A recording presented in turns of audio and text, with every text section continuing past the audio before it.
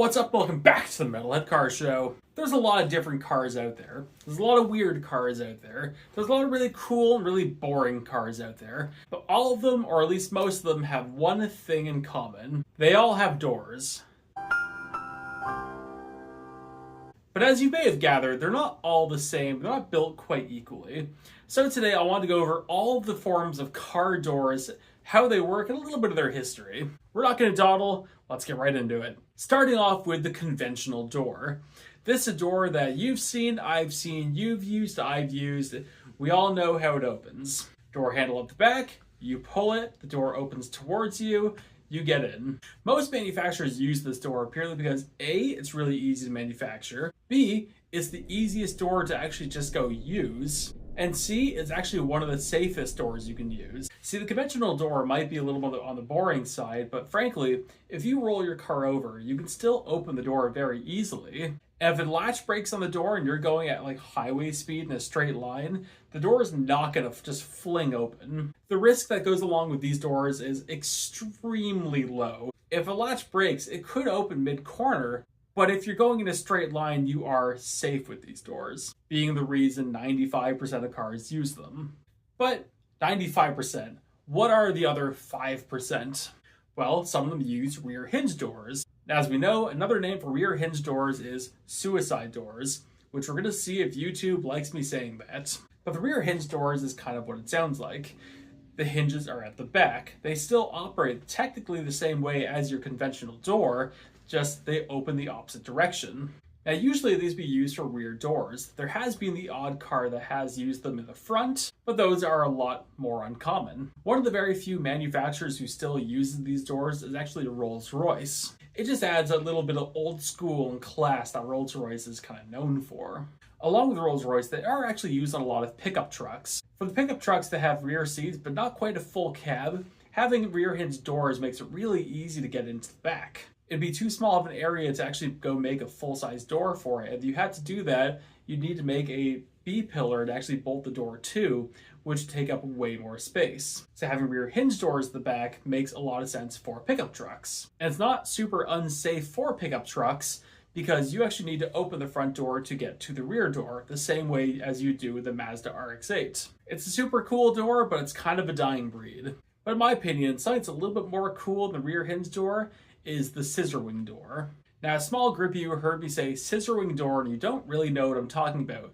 But if I say Lambo door, you know exactly what I'm talking about. The scissor wing door became famous with Lamborghini. They've used it on the Countach, the Diablo, the Murcielago, the Aventador, and the Revuelto. But they weren't actually the company that invented the scissor wing door. See, despite Lamborghini is known for the scissor wing door, they weren't actually the first company to use it.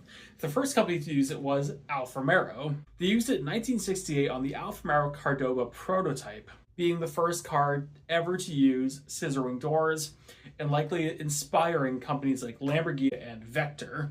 Most people tend to stay away from them because despite they go up and they're technically totally out of your way, they're not the most practical door ever, and if your car happens to be in a rollover, you're screwed. If the door goes vertically up and you're on your roof, that door isn't opening or going anywhere. But unlike the scissor wing door, one of the most useful doors I think exist is the Swan door. Now, a very small group of people watching this video know exactly what the Swan door is, but the Swan door is what's used on Aston Martins right now. They go up a little bit, but not that much, just enough so you can notice, but they go up just a little bit so they'll clear any curb there is, so there's no chance of damaging the door when you open it. But also, look at it.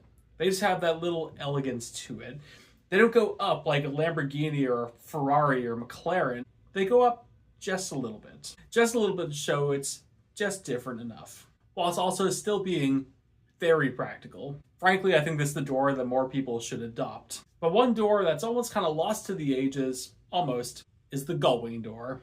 Now, most famously used on vehicles like the DeLorean, the Gull-wing door is a door that goes directly up, but instead of the hinges being at the front, the hinges are on the roof, giving it an incredibly cool design.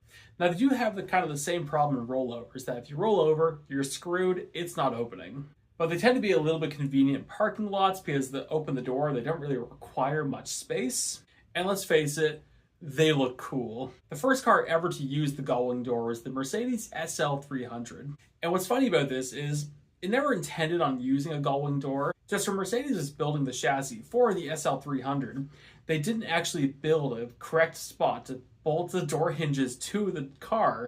So they actually needed to use Gull-wing doors, not for aesthetic purposes, but they had no other options. And what a happy mistake, because it's so cool. It's kind of a lost art. Not many people use it. McLaren's going to be using it on the new W1.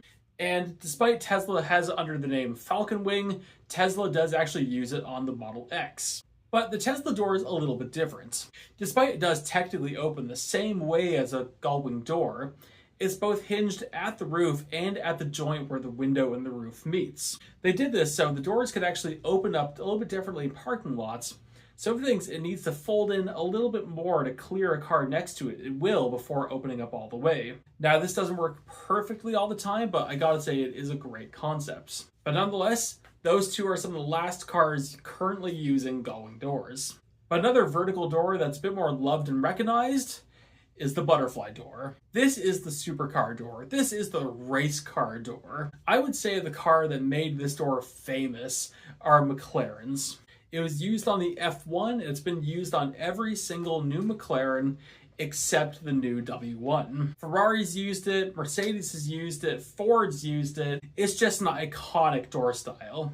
Now, despite I said McLaren's the company that made this door famous, it actually started back with Alfa Romeo when they made the 33 Stradale. Alfa Romeo, the innovator. But since then, it's been used on supercars, hatchback, weird Lamborghini concept cars, and I don't think this is the door that's going to be going away anytime soon because it's just such an iconic shape. It also has a really big opening area to get into the car, so it's almost practical as well. Almost. But a door that's much, much more practical is the sliding door. Now, yes, it's not that interesting. The sliding door is primarily used on minivans. Slide it back and you have a huge chunk of car that's now moved so all of your kids can run in and out of the minivan and make a giant mess of the shopping mall you're about to go into. But it's not just minivans. One of the lesser known BMW sports cars, the Z1, actually used sliding doors. Technically disappearing doors, but we're going to get into that in a minute. What the BMW Z1 did was with a hit of a button, the door would actually slide into the bodywork and go directly down, kind of disappearing. Honestly, so cool. I love that door so much. Another one which has been made a lot more famous recently due to the Follow TV series, which we'll be doing a video on very soon, is the Kaiser Darren. Now, when the BMW Z1's door went straight down, the Kaiser actually went directly forward, which is so cool, it's so different, but also made a pretty small area to get in and out. But you're buying a small sports car, practicality wasn't quite on your agenda. Some cars that made a really simple and boring thing very cool. Now the next one, I'm not even going to mention the name because I don't think I can. Here's the name if you'd like to read it yourself. But what I'm going to refer to it as the Koenigsegg door. Now yes, we've all seen it. It's such an incredible design. The door is meant to both kind of go up, forward, and down all in one motion. Like, look at this. Koenigsegg's the only car company to use this. No one else tries it just due to the engineering that it requires to actually make these work. But nonetheless, it's just such an incredible design. And like I've already said this, but Lamborghini is known for making the scissor wing door famous. Koenigsegg, this is Koenigsegg's door. Nobody else uses it. It's just Koenigsegg. And as much as that's just Koenigsegg, this next one is just Lincoln. In the 90s, Lincoln made the Lincoln Mark 8 concept, and they made what they call disappearing doors. Which, instead of explaining, I'm just gonna let you watch this video.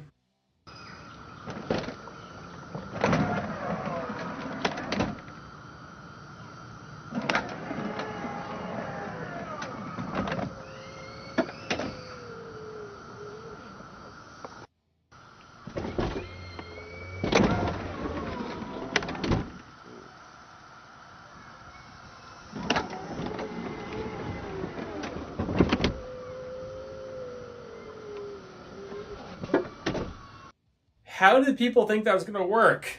Now, in all fairness, this is a concept car. It never came out into production. Those doors were never used. Imagine living in the northern states or Canada and trying to actually use this in the middle of winter. It'd be a nightmare.